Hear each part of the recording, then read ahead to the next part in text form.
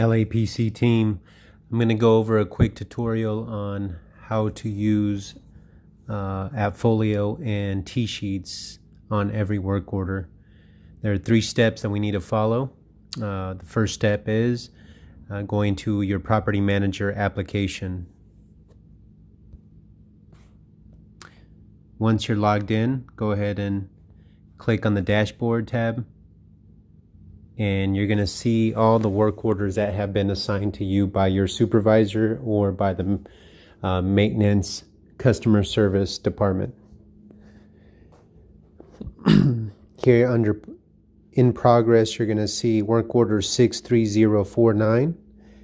It was created on July 31st, and assuming it's scheduled for today, the address is 4646 Willis Avenue in Sherman Oaks. You'll see the description there and the work order number. If I click on it, you'll see additional details here.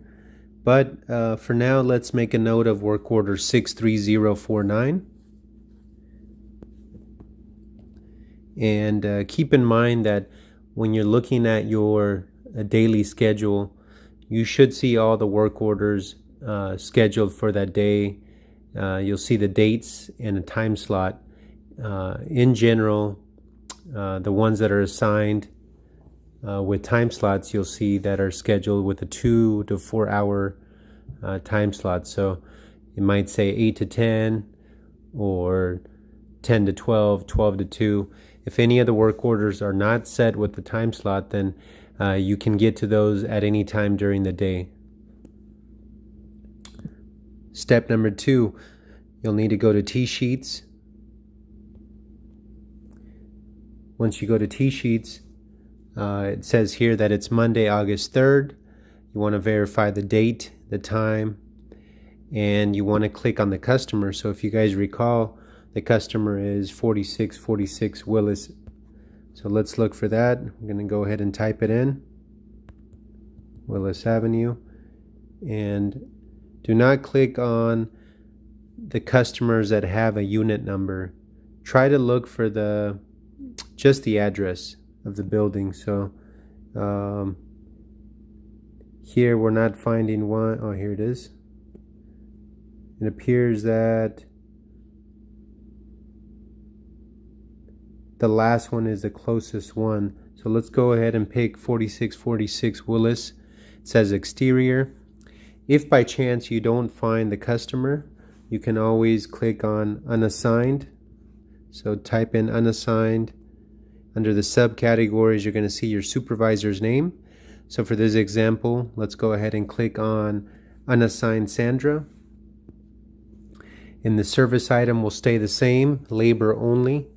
And the only thing we ask you to add under notes is the work order number. So if you guys recall, the work order number is 63049.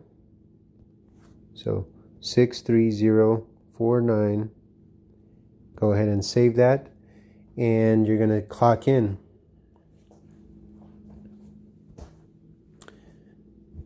Once you complete the repair and you're ready to either switch to the next job, or if you're done for the day, you'll click on clock out. So assuming that you're done for the day, you're ready to go home, let's go ahead and clock out. The final step,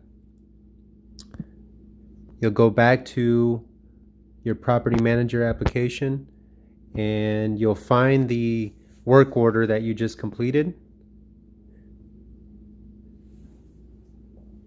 Click on notes. And here you're going to add any notes, any important notes. So, you may have completed part of the repair, but maybe 1 or 2 items are pending. So mention what was completed, and if anything is pending, or if you need to return to either paint or finish the second coat of drywall, or whatever the case is, go ahead and add that there. So let's just type in here, let's look at the description again. It says repair storm drain sump pump and inspect the front landscape lights. So let's just say that the timer was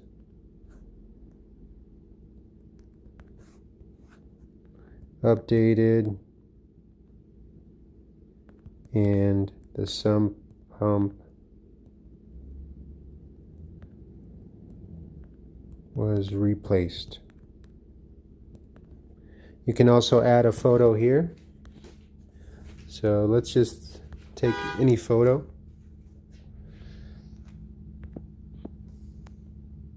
And go ahead and upload that. Save that.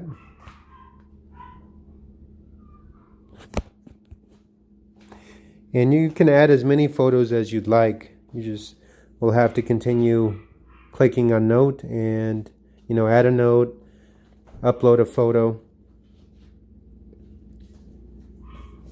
And the final step, you'll click on work done.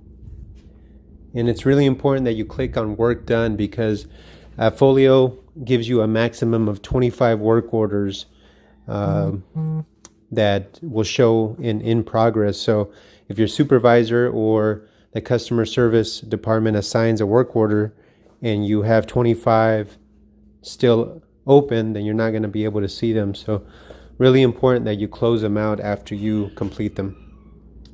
All right, so that's it. Thank you.